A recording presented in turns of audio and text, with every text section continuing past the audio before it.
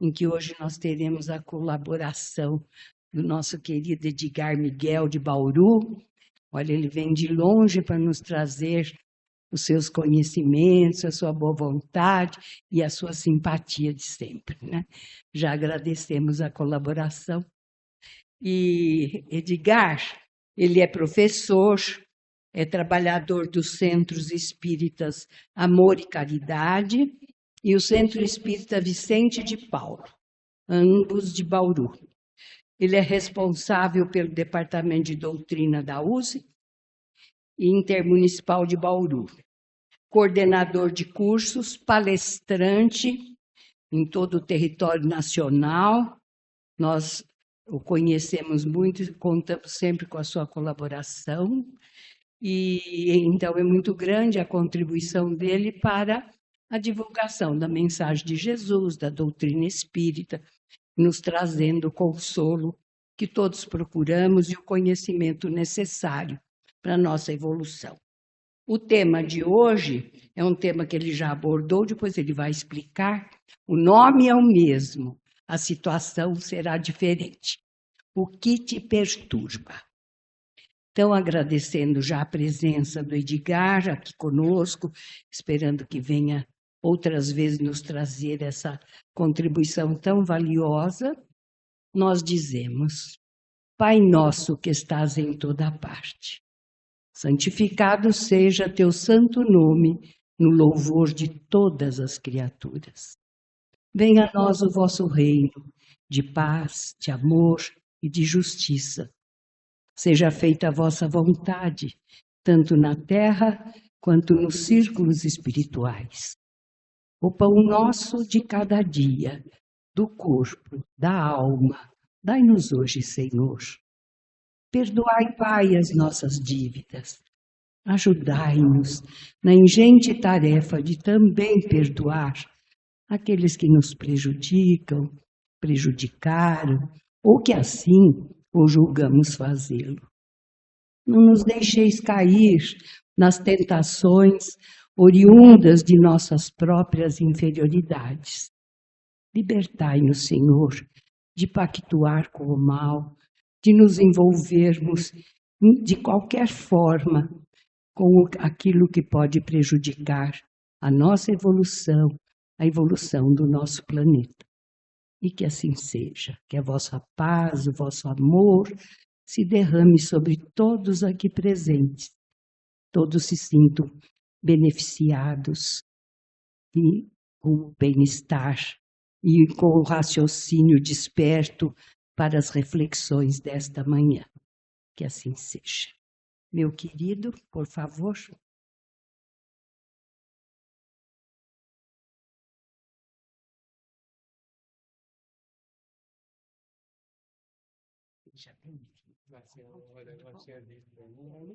Eu cheguei e vi que você me dá um papo aí, ele faltou e agora já acabou.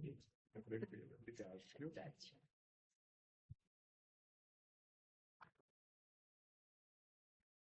Bom dia a todos. Colocando um pequeno reparo no que a nossa amiga disse, sou eu que sou beneficiado em estar aqui, né? Em travar contato com vocês, em podermos juntos conversar, pensar sobre as coisas que buscamos, e tenho certeza que sairei daqui muito melhor do que quando cheguei. Por isso agradeço a todos vocês a oportunidade, o convite que muito me honra, uma alegria estar aqui nesse domingo tão bonito. Espero que vocês estejam bem. Estou certo que o Pai nos abençoa sempre. E me sinto estimulado a lembrar, a começar dizendo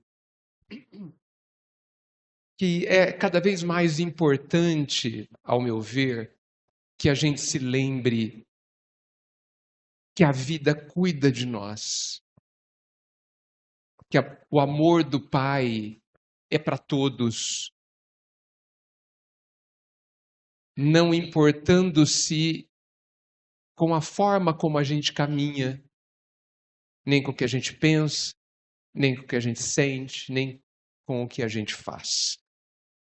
É isso, entendo eu, que significa o amor incondicional do Pai por nós. O amor do Pai está conosco, nos ama exatamente como somos, reconhecendo quem somos a qualquer instante da nossa vida. E eu acho importante dizer isso porque muitas vezes percebo que há uma dúvida sobre essa questão. Nós estamos habituados a entender o amor ainda como troca. Quantas vezes a gente gosta de alguém enquanto ela faz o que a gente quer? Ou seja, nós gostamos do que ela faz. E estamos aprendendo a gostar de quem ela é. O amor do Pai não é assim. Ele não está nem aí com o que a gente faz. Porque ele sabe quem a gente é.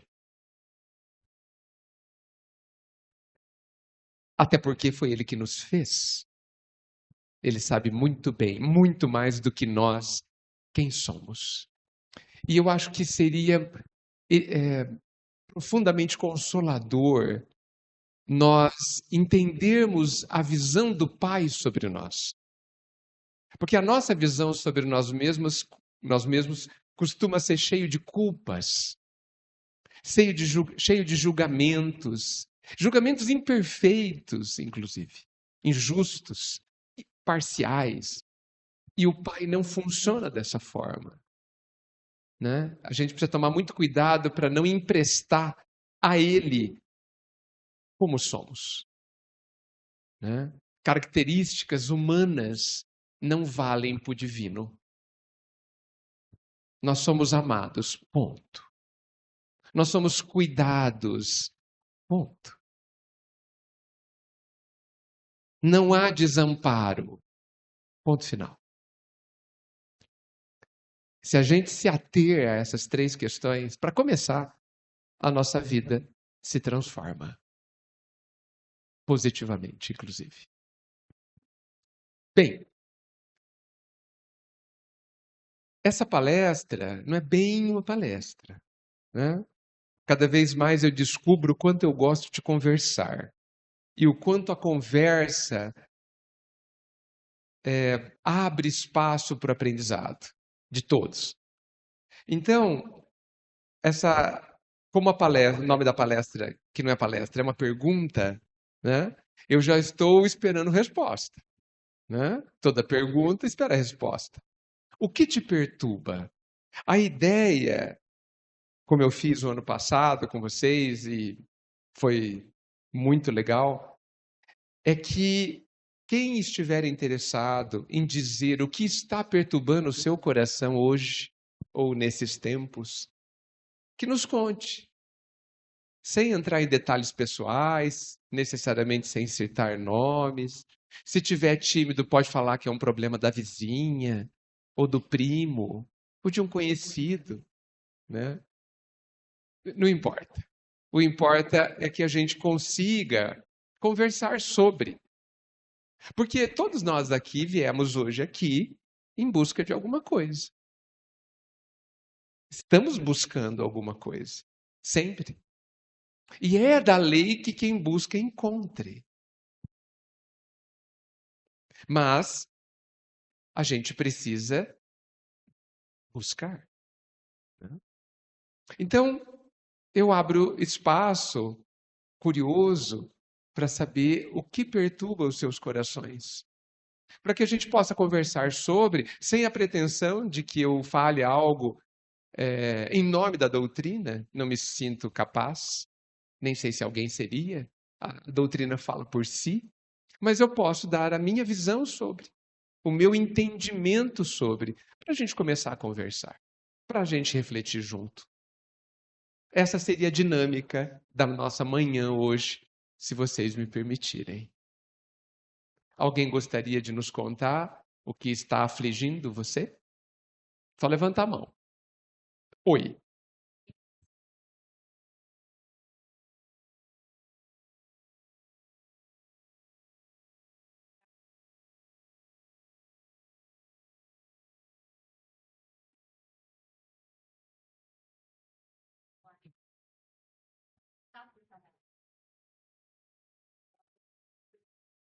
gente está se afastando pelo mundo.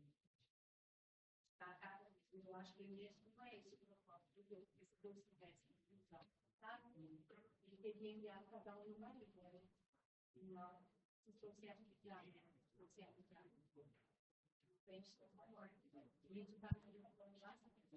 Eu estou vindo bem para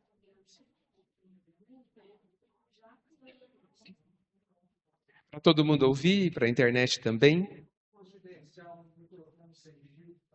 Agradeço, mas eu vou tentar repetir o que você disse. Agradeço.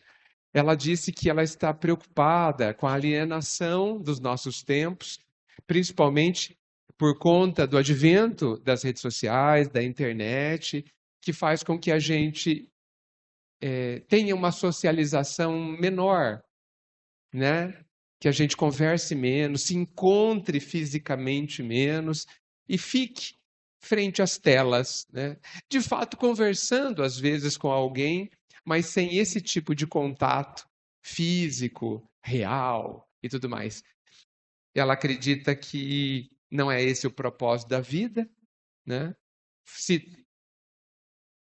Cita os jovens, a internet mostra muitas coisas, verdadeiras ou não, né?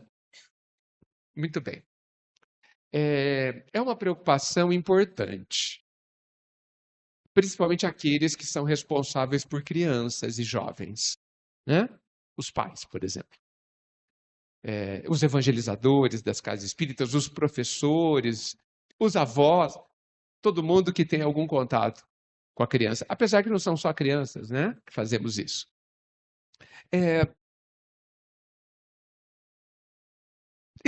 Eu parto do pressuposto de que tudo que a vida disponibiliza tem uma utilidade.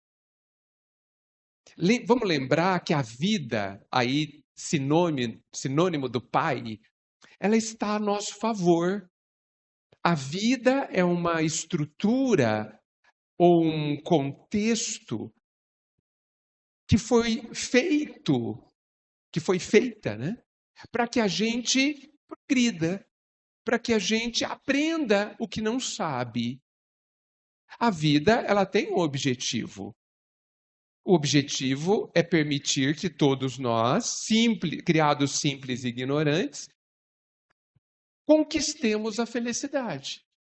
A felicidade verdadeira, a felicidade profunda, a felicidade que necessariamente precisa estar dentro de nós.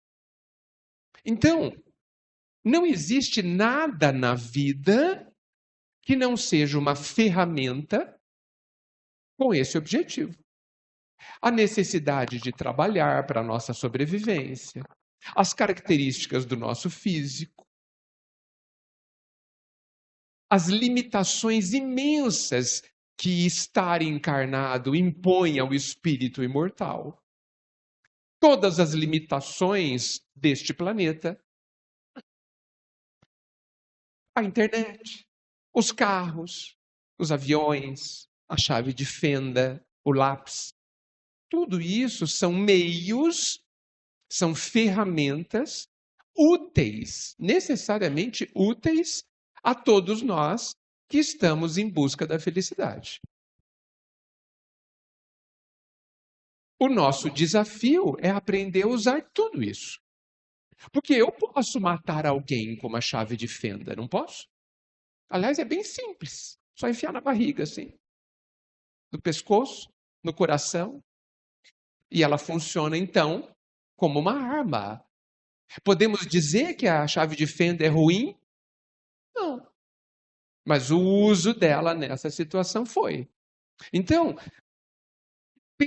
começando a pensar dessa forma, pode ser muito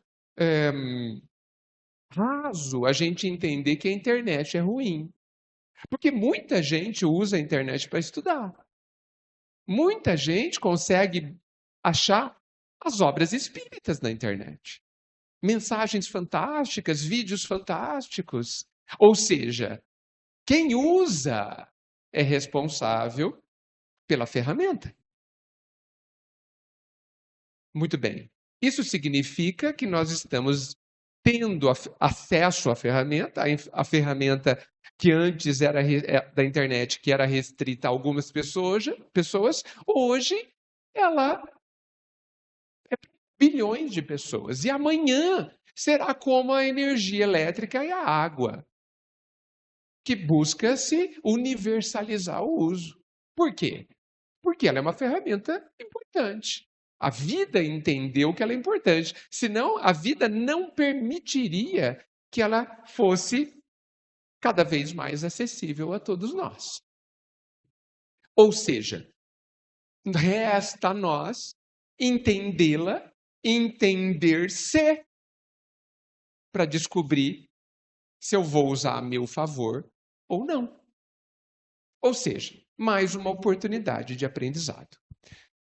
Porém, aqueles que são responsáveis por outros têm a responsabilidade de ensinar o uso da chave de fenda, do carro, do alimento, da TV, da internet e da roupa e de tudo mais. Tá certo? Então, nós, os responsáveis, precisamos educar, como sempre, cada vez mais, ajudar a educar cada vez mais a nós mesmos e todos que usam todas as ferramentas. Por quê? Porque ela não é boa nem ruim em si, da mesma forma que a chave de fenda é neutra. A mediunidade é outra ferramenta neutra. Como que eu vou usá-la? Eu que decido. E conforme eu vá escolhendo como uso, eu vou vivendo necessariamente as consequências do seu uso, positivas e negativas. Então eu acho essa preocupação muito importante, muito válida, mas sempre sob a ótica da educação. Para que a gente cresça, para que eu entenda por que é melhor eu usar assim ou de outra forma. Por que é melhor para mim? E aí a gente precisa tomar cada vez mais cuidado quanto às proibições, quanto às repressões, que não sei se vocês percebem, funcionava muito bem alguns séculos atrás, mas hoje não funciona mais. Por quê? Porque ela era útil para aquele nível que a gente tinha. O medo do inferno fez muito bem para a gente lá na Idade Média.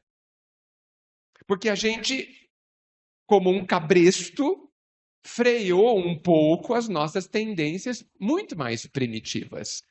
Hoje demos alguns passos à frente e rejeitamos as proibições. Proibição não. A música diz que é proibido proibir, né? E repressão não admito mais. Quero saber por quê. Quero que me instruam e não me conduzam. Porque cada vez mais nós estamos na era das escolhas. Sempre foi assim. Mas cada vez mais a vida está nos dando a oportunidade de escolher, entendendo que nós precisamos aprender a escolher. Porque é isso que nos ensinará a viver. Porque nós somos aqueles que precisamos aprender a escolher para ser feliz. As dores sempre muito importantes e salutares. Graças a Deus temos a dor. Porque elas nos indicam o que é bom para nós e o que não é. Só isso que elas fazem. Por que eu sinto dor se eu me aproximo do fogo? Para que eu aprenda que eu me prejudicarei se me aproximar dele. É só isso. O fogo não é mau porque arde e queima. A nossa percepção diante dele nos traz esse aprendizado.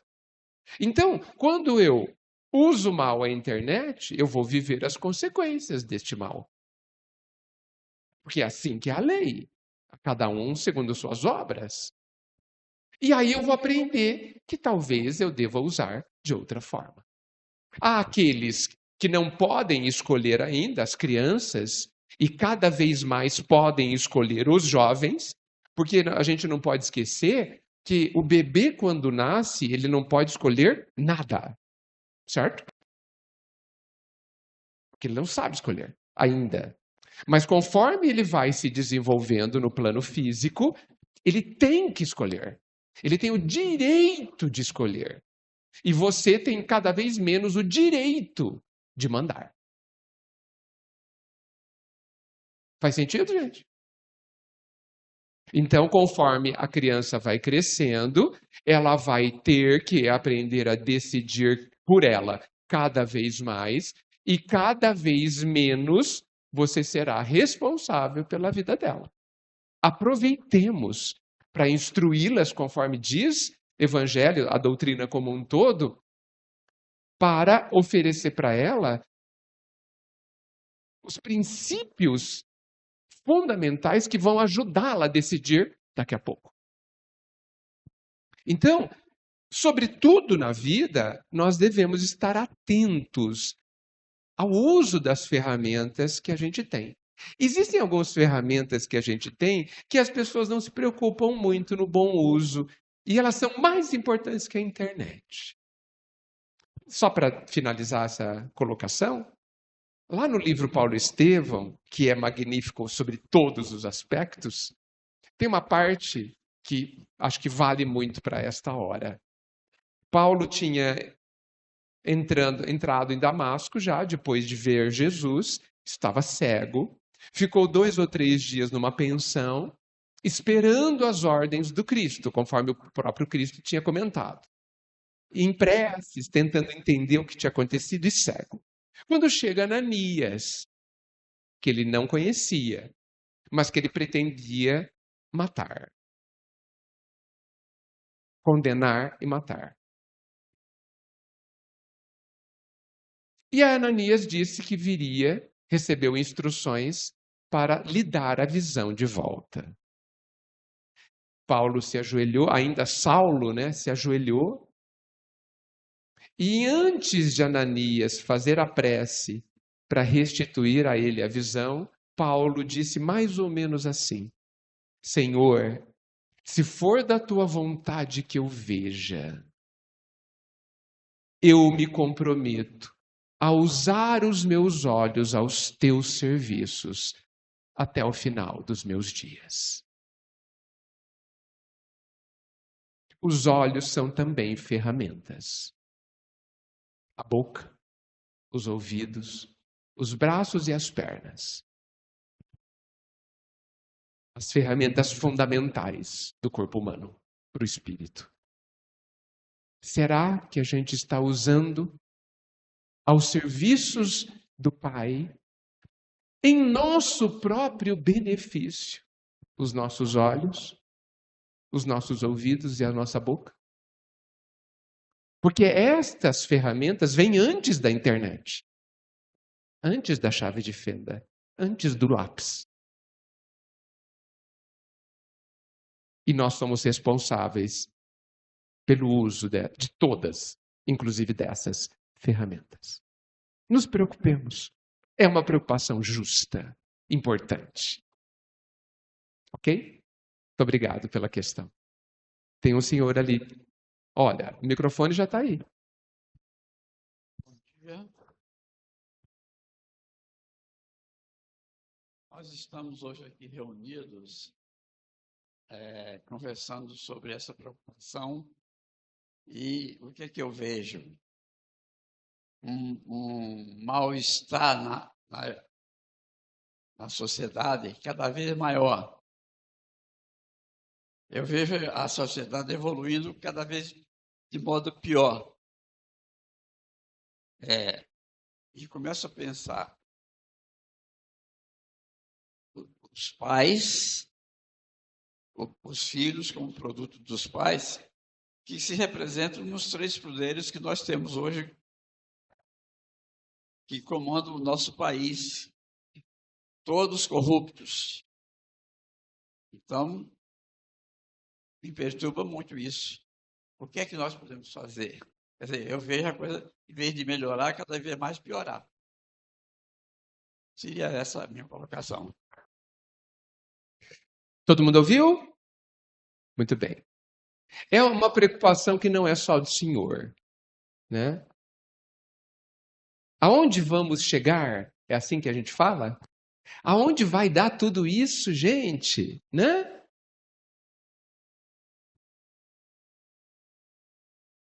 Será que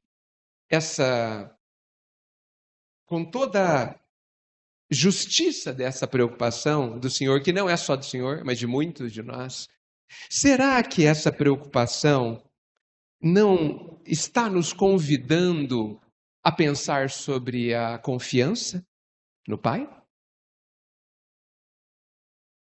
Cai alguma folha sem que Ele queira? Não? Então, Ele permite que as coisas sejam como são? Permite? Permite, né? Alguma coisa acontece sem que Ele permita? Não. Então, tem algum benefício no meio disso tudo? Ou o Pai está contra nós? É a nosso favor, né? O Pai é aquele que tira do mal o bem.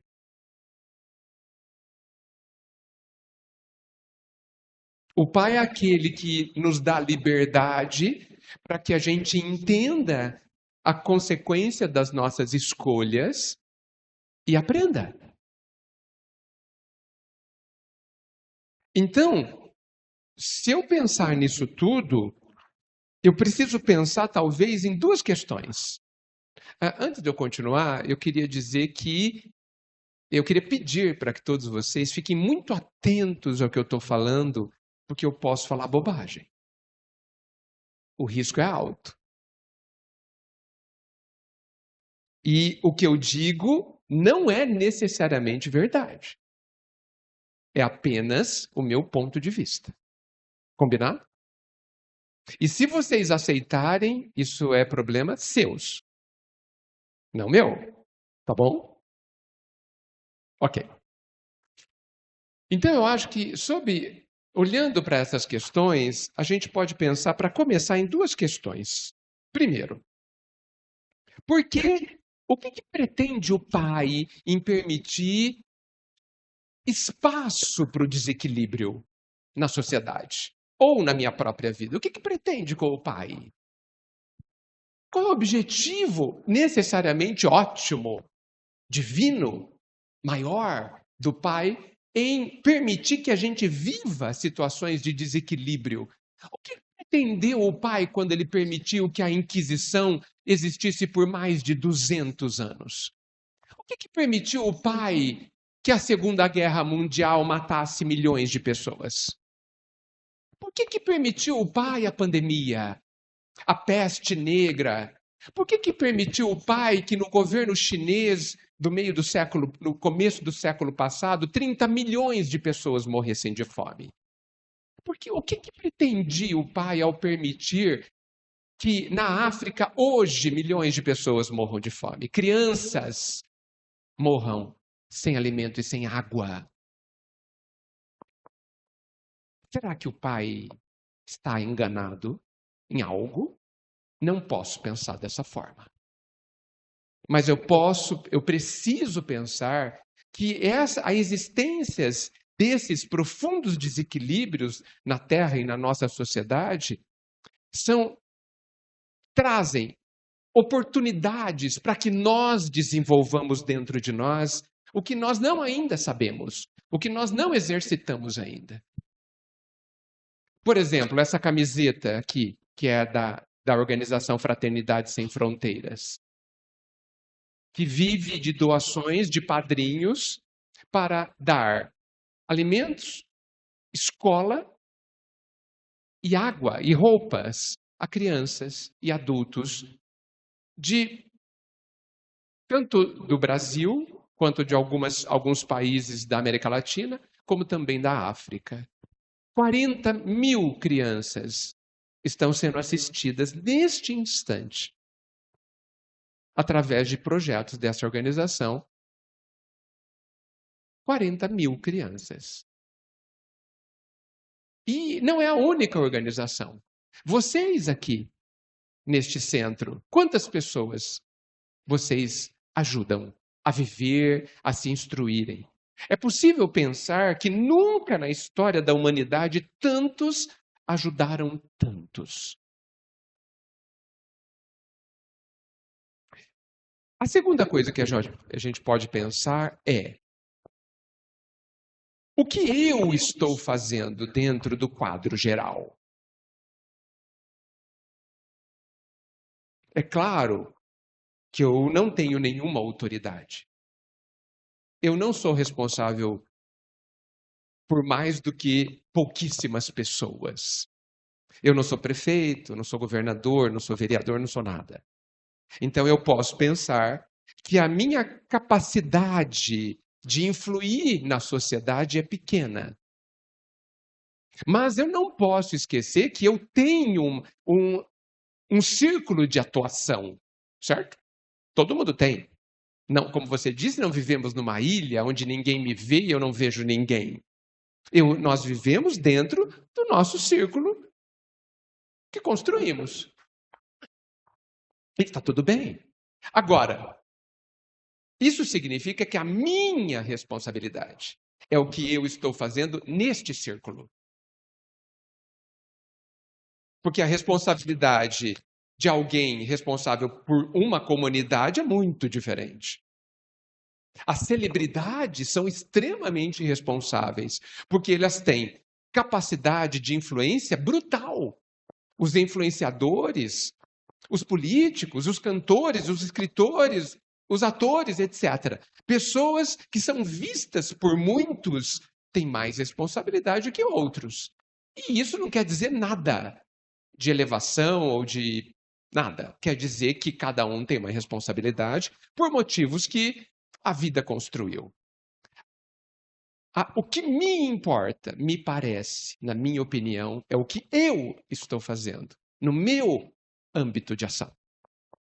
Por quê? Lá no Evangelho diz que eu terei que dar contas da minha administração. Administração do quê? De todos os recursos que eu tenho. Vão pedir com Edgar, o que você fez com seus olhos? Como que você usou seu ouvido? Voltamos à primeira questão. O que você fez com seus braços e com a sua inteligência? Com a sua fala? Porque disso ninguém vai me perguntar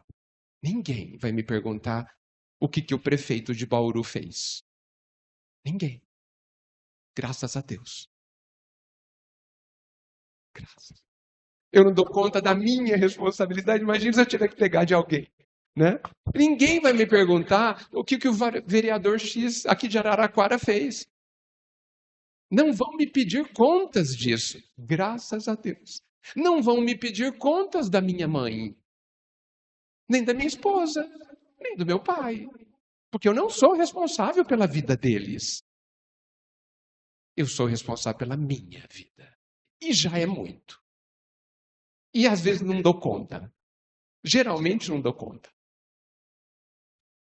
Então, me parece que essa preocupação é muito boa.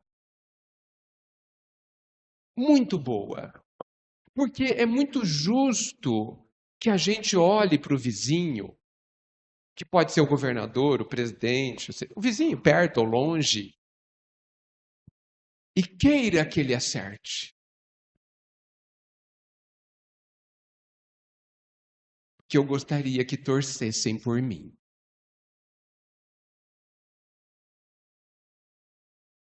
Que vou errar. Eu gosto de pensar que de Jesus para baixo todo mundo erra. Que se eu esperar a perfeição de alguém de Jesus para baixo, eu estou errado.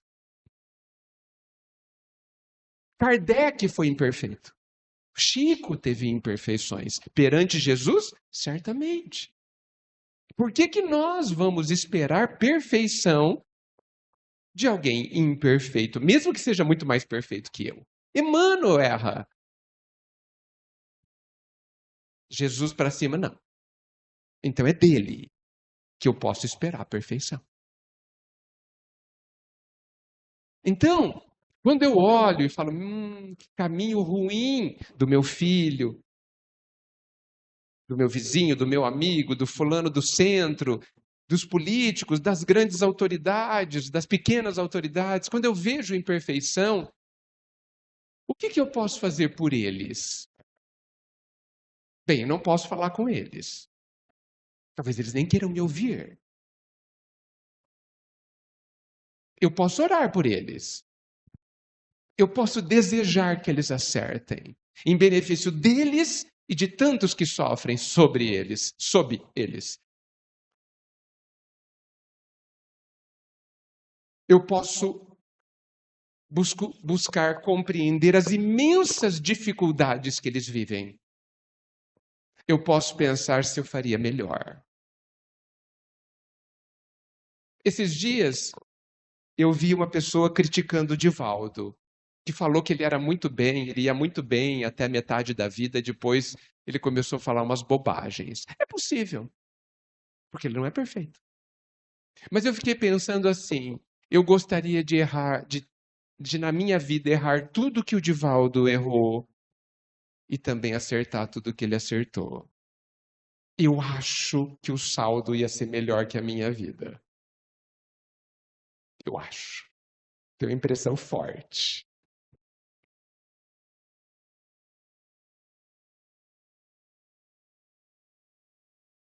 Então, eu acho que é isso que eu posso responder. Agradeço a sua pergunta. Confiemos, mas confiemos sem omissão. Confiemos fazendo a parte que nos cabe. Quem é que já não disse, se todo mundo fizesse a sua parte, o mundo seria outro, né? Vamos nos preocupar com a nossa parte. Porque um dia nós iremos até um lugar, ou nós viveremos uma situação, que vão nos perguntar como que foi a nossa parte. Eu tenho a impressão que quando a gente desencarna, e eu tenho a impressão baseada no prefácio do André Luiz do Nosso Lar, onde ele diz que a grande surpresa da vida dele ao ter desencarnado é que ele se encontrou com ele, com a sua própria consciência. Então, por conta desse comentário do André, a impressão que eu tenho é que quando a gente desencarna, a pergunta será: o que você fez com a sua vida? E para piorar um pouco, no que você se tornou? Porque o objetivo da vida é que a gente se torne algo diferente do começo. Então eu era assim, o objetivo da vida encarnada é que eu seja um pouquinho diferente para frente. Então a pergunta, e olha só que legal, essa pergunta a gente pode fazer agora. Até agora, que eu me tornei? Eu tenho dentro de mim mais ou menos amarguras? Mais ou menos confiança? Mais ou menos serenidade? Mais ou menos vontade do bem? Mais ou menos vontade da paz? No que eu me tornei? Porque é bom perguntar isso antes de desencarnar, né? Por aqui a gente consegue mexer ainda no que a gente está se tornando. Obrigado pela pergunta. Ótima. Porque é uma preocupação de muita gente. Mais alguém? Acho que dá tempo para mais uma. Aqui, ó, tem um senhor aqui. Só esse lado perguntou, gente. Esse lado ninguém? Sim, tá bamba a história. Eu estou vendo alguns rostos com vontade de perguntar desse lado. Mas vamos lá. Questão do autoconhecimento, dos erros e dos acertos, né? Nos nossos acertos, a gente se conforta, a gente se valida dos nossos acertos. E os nossos erros são tão difíceis, né, da gente observar. Muitas vezes, quando a gente está no erro, a gente justifica esse erro de alguma forma para poder continuar vivendo. E isso é difícil, né? Então, a preocupação assim do autoconhecimento e dessa transformação que pode realmente, se cada um de nós fizer, transformar a nossa vida e talvez transformar o mundo, né? Se todos pensassem dessa forma, né? Mas a gente sempre está olhando para o outro, para o erro do outro. E a gente olha também para a coletividade, a gente teme por ela, né? A gente se apieda, mas muitas vezes quando a gente fica olhando para fora, a gente fica validando só os nossos acertos. A gente olha para fora e entra no auto-engano. E então, como a gente persistir em nós mesmos, como a gente trabalhar isso dentro do nosso dia a dia. Obrigado.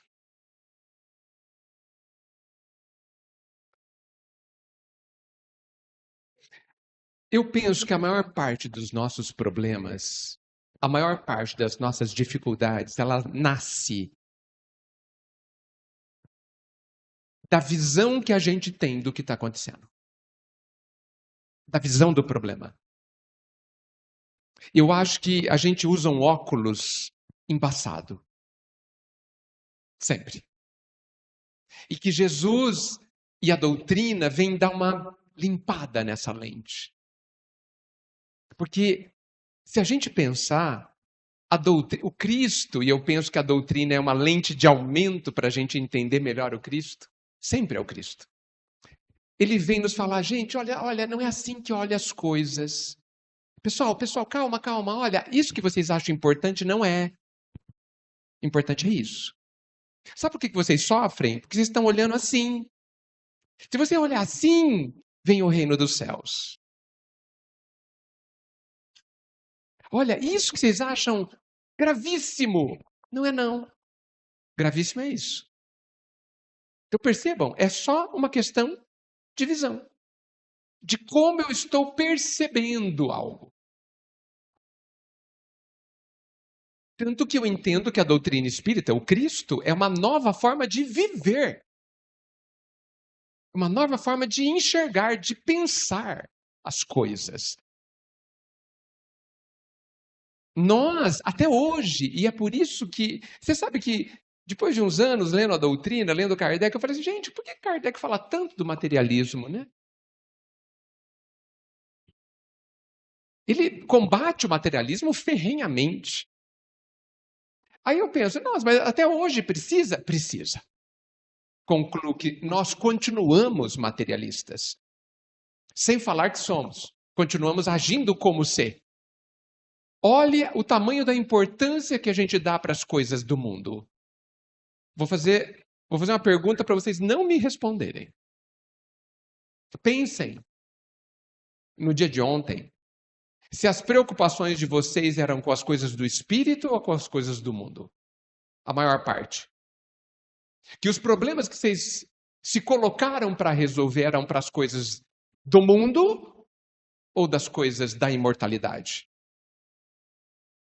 Nem me respondam. Eu já sei a resposta. Sem generalizar, é claro. Porque nós não vivemos, na maioria de nós, com as evidentemente louváveis exceções, nós não vivemos preocupados com a nossa imortalidade, com a nossa condição de seres imortais. Nós vivemos preocupados com as coisas que vão morrer, que vão desaparecer. Que, portanto, são muito menos importantes. Então, a forma como a gente entende as coisas determina como nós vamos agir. E quando o nosso amigo fala dos erros, nós temos um problema com os erros. Tá certo isso, gente? A gente não lida bem com a questão dos erros. Por quê? Porque a gente não entende o que é o erro. A gente acredita que errar é ruim. Não é, gente? A gente não acredita nisso? Esquecendo-se ou não querendo ver que o erro é pedagógico. O erro é degrau para cima. Que não é possível evoluir sem errar. Vou dar vários exemplos que eu posso dar. Imagina, o Natal está se aproximando e você vai dar uma bicicleta para a criança. Ela nunca andou de bicicleta. Você vai dar a bicicleta para ela no Natal. O que vai acontecer? Ela vai cair. Não vai, gente? Ela errou, então?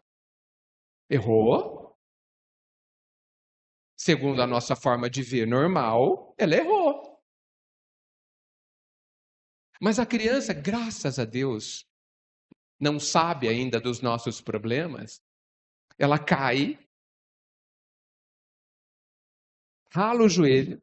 Se os pais estiverem por perto, chora um pouquinho. Se não estiver, nem chora. Tá certo? Sobe na bicicleta e tenta de novo. E cai. E tenta de novo. E cai. Em um dia, em 2 dias, ela já aprendeu a andar.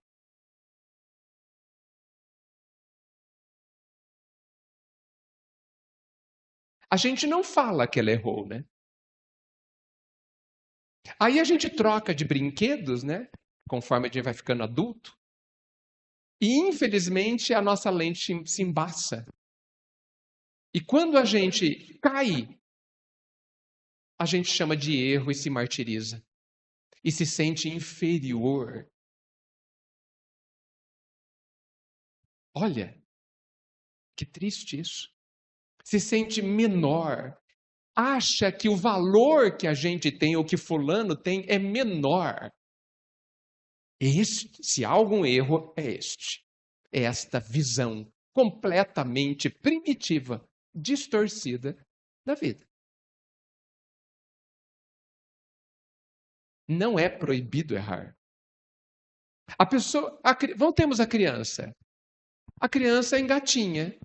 E aí ela quer ficar de pé. Por quê? Porque ela vê todo mundo de pé. Aí ela tenta levantar. Aí ela cai. Ela errou.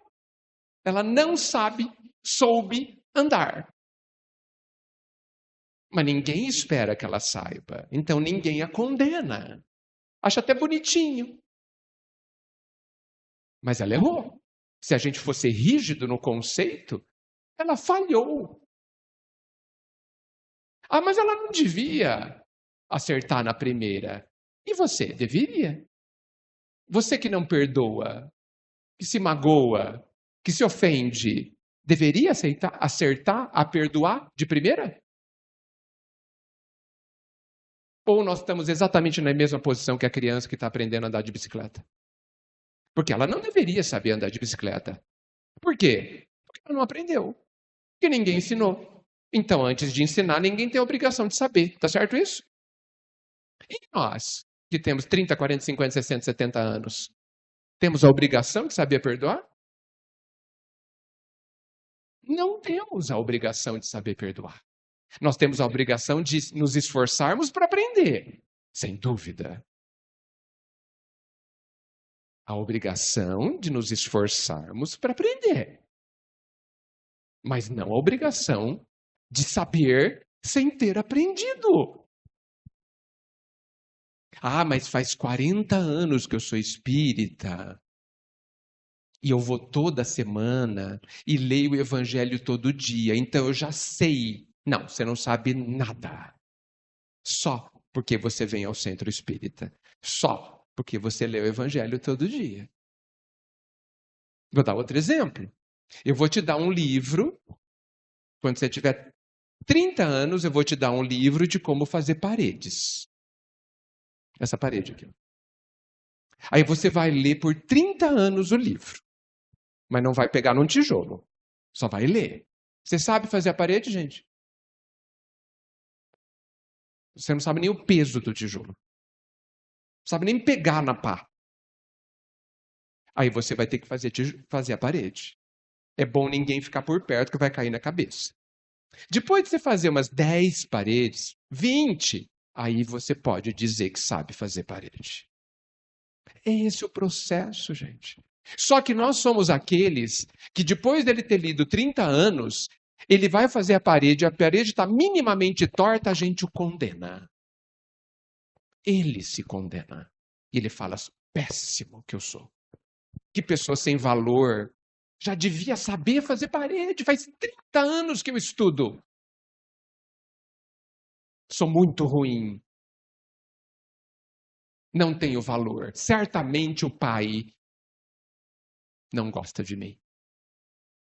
Certamente eu não mereço o amparo do pai. Não é assim que a gente faz com a gente? E com os outros? É, né? A lente está errada. Eu não estou dizendo, evidentemente, aqui que a gente deve errar e achar que está tudo bem. Claro que não. Mas nós não precisamos nos condenar. Nós não precisamos retirar o nosso valor, o valor que a gente tem por sermos filhos do Pai, apenas porque a gente está no caminho, passando da ignorância para a perfeição. A gente precisa parar de acreditar que ignorância é defeito. Ignorância não é defeito, é uma situação temporária que basta que você aprenda e a ignorância desaparece. Ela não é um defeito. Até porque, se fosse um defeito, Deus teria falhado ao nos criar ignorantes. E ele não falha. Então, a minha ignorância não pode ser um problema. A minha inércia, a minha recusa a prosseguir, a minha revolta no aprendizado, estes são os problemas. Não a minha ignorância. Então, quando a gente muda o nosso entendimento sobre o erro, sobre as falhas, a vida muda. E aí, eu vou começar a fazer alguma coisa e eu já sei que eu vou errar. Sem dúvida. Eu não posso esperar a perfeição do aprendiz. Não posso. Então, quando alguém chega na casa espírita e você coloca para fazer alguma coisa, qualquer coisa, é claro que a pessoa vai errar. É claro. Por que a gente espera a perfeição de quem não é?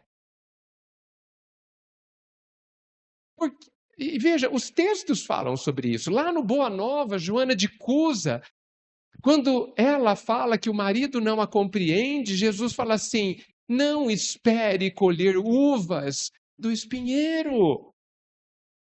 E nós somos aqueles que espera comer uvas do espinheiro. Mas a pessoa me decepcionou.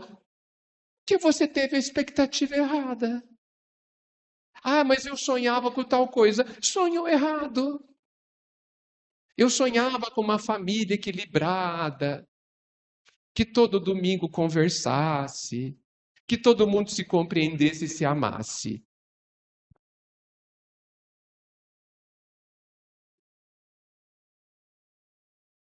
O que a gente fez para ter essa família, gente? Porque é da lei que a gente só tenha o que plantou. É da lei. Então, se eu não tenho, é porque eu não plantei. Simples assim.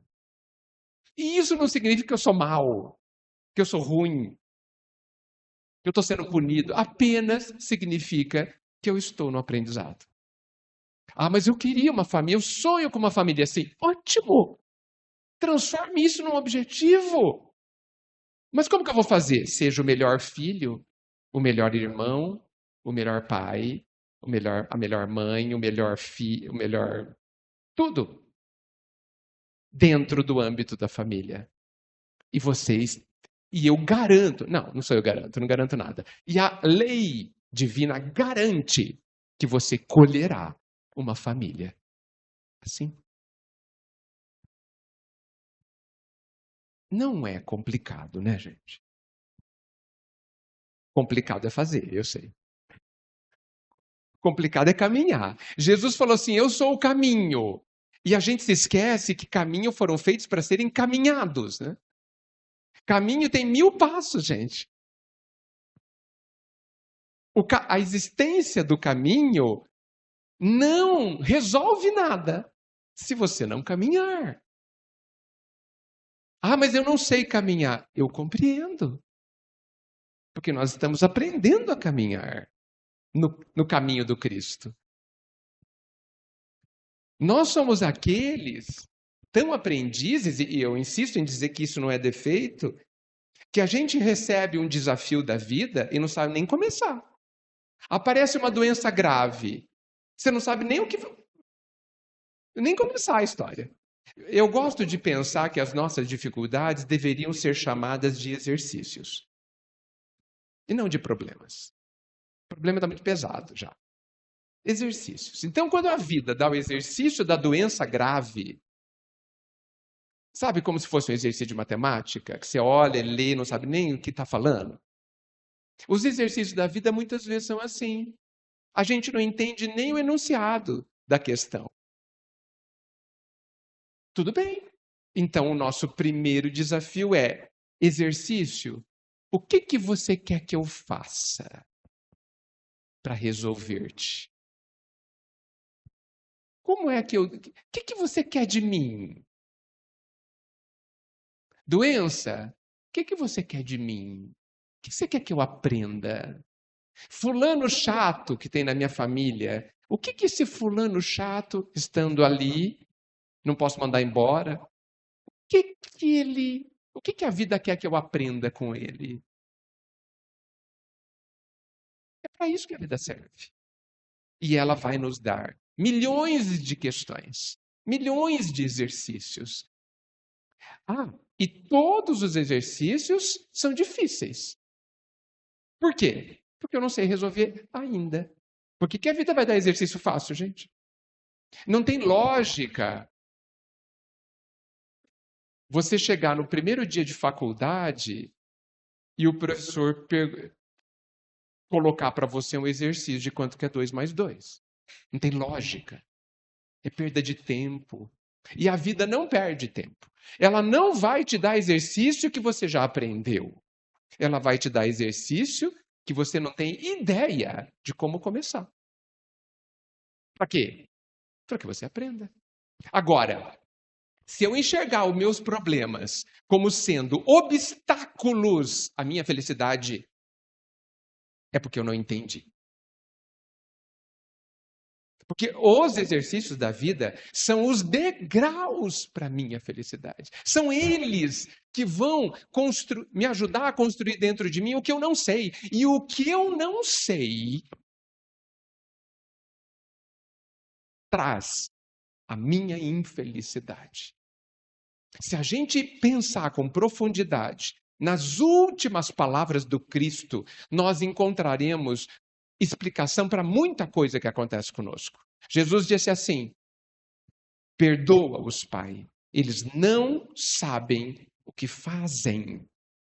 Nos dizendo o tamanho da nossa ignorância. E é a ignorância que nos faz sofrer, o não saber sobre o amor, em última análise, não saber sobre o bem, não saber quem sou, por isso a necessidade do autoconhecimento, conforme está lá na questão 919 do Livro dos Espíritos.